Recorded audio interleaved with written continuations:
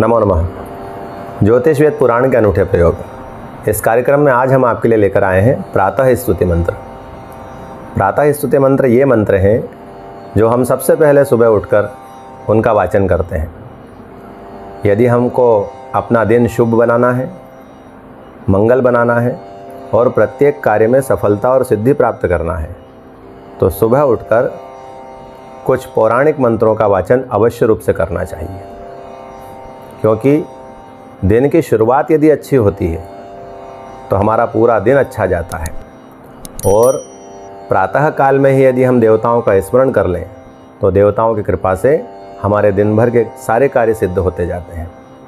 इसलिए आज हम आपको बताने वाले हैं प्रातः स्तुति मंत्रों में कौन कौन से श्लोकों का, कौन कौन से स्तुति मंत्रों का वाचन करना चाहिए, पाठ करना चाहिए, जिससे कि हमारा पूरा दिन शुभ हो, मंगल हो और समस्त कार्यों में हमको सिद्धि प्राप्त हो। तो आइए देख लेते हैं प्रातः स्तुति मंत्र। प्रातः गणेश स्मरण। प्रातः स्मरामि गणनाथ मनाथ बंधुं सिंदूरपूर परिशोभित गंडयुग्मम् उद्दंड विघ्न परिखंडन चंड दंड माखंडलादिसुरनायक वृंदवंद्यम्। प्रातः विष्णुस्मरण।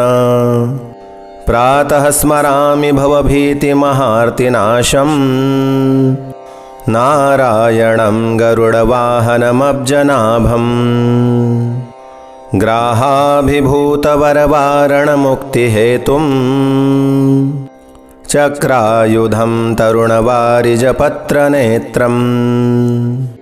प्रातः शिवस्मरण। प्रातः स्मरामि भवभीतिहरं सुरेशं गंगाधरं वृषभवाहनमम्बिकेशं खट्वांगशूलवरदाभयहस्तमीशं संसाररोगहरमौषधमद्वितीयम्। प्रातः देवी स्मरण। प्रातः स्मरामि शरदिन्दुकरोज्ज्वलाभाम् सद्रत्नवन्मकरकुण्डलहारभूषाम् दिव्यायुधोर्जितसुनीलसहस्रहस्ताम् रक्तोत्पलाभचरणां भवतीं परेशाम्। प्रातः सूर्यस्मरण। प्रातः स्मरामि खलु तत्सवितुर्वरेण्यं रूपं हिमण्डलमृचोऽथ तनुर्यजूंषि सामान्यस्य किरणः प्रभवादिहेतुं ब्रह्माहरात्मकमलक्ष्यमचिन्त्य रूपम्। प्रातः नवग्रह स्मरण।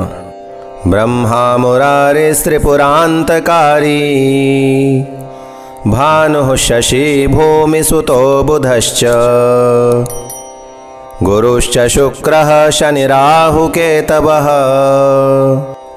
कुर्वन्तु सर्वे मम सुप्रभातम्। प्रातः ऋषिस्मरण। भृगुर्वसिष्ठः क्रतुरङ्गिराश्च